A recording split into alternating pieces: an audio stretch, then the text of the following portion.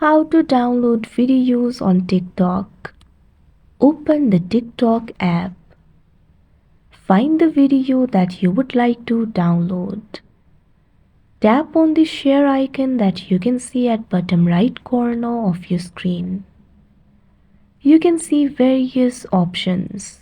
Keep in mind all of the videos of TikTok will not be available for download. The creator will have to turn on that feature.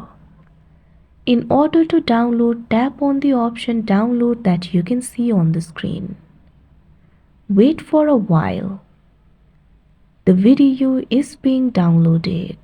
After a while, you can see over here the video will be downloaded. You can go to your photos or gallery. You'll be able to see the downloaded video over here. Like this, you can download videos on TikTok. That's it for this video. Thank you for watching.